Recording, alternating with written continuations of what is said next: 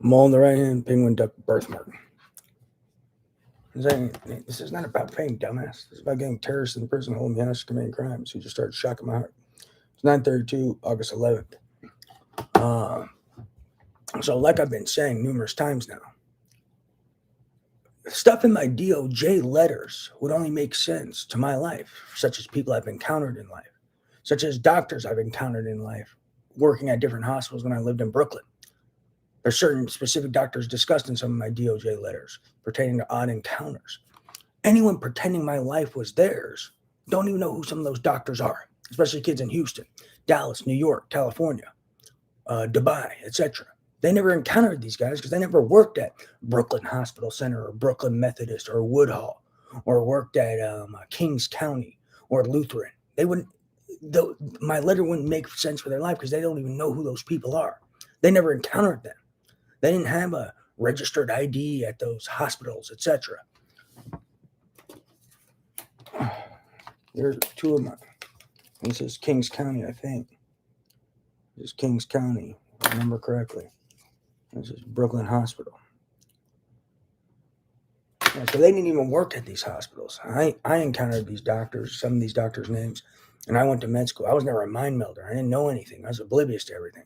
But these kids pretending they wrote my DOJ letters, especially my first one in 2019, it wouldn't even make sense for their lives because they didn't work at these hospitals at the same dates and time periods I did. No one worked at Brooklyn Methodist and took bariatric surgery, gastroenterology, and endocrinology and cardiology. I think it was bariatric first, then maybe endocrine or gastro. I can't remember which one. And then cardio was my last. But yeah, they didn't work there, so they wouldn't even know some of the name of the doctors' names in my letters. They wouldn't even know why I was called the administrative headache when I worked at Lutheran. They wouldn't know a certain doctor and know this weird thing that happened at Lutheran. Or know about these discussions behind closed doors when I worked at Brooklyn Hospital during pediatrics. So they wouldn't even know this shit. So it wouldn't make sense to their life. So that's how you know these kids didn't write my DOJ letter are full of shit. And they're stealing money, data, and God knows what the hell else they're doing, while also trying to attempt murder on me to cover up the illegal shit they're involved in and illegal shit they've been doing. So that's how you know they didn't write the letter, because these experiences in my life never occurred in their lives. None of them had to go talk to Dr. Dobkin for crying out loud. Only I did. And that's when I found out I was an administrative headache. But that's a key point. And I didn't even know why, though. I never got to the bottom of that. But there was something weird.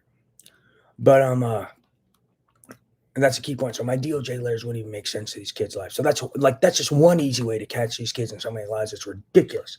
So enough nonsense. Who's falling for these kids' bullshit? So Kurt Papp didn't go to med school. Nick Thomas didn't go to med school. Adam Corona didn't go to med school. Charlie Westcott didn't go to med school. Annie and Abby didn't go to med school. Claudia Cougar didn't go to med school. Mallory Bolus didn't go to med school.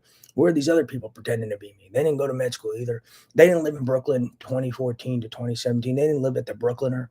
So what hustle are these kids pulling? Diego Alcazar didn't go to med school. So what's this game of bullshit these kids are playing? Jeff Bezos' son didn't go to med school. He didn't live in Brooklyn 2014 to 2017.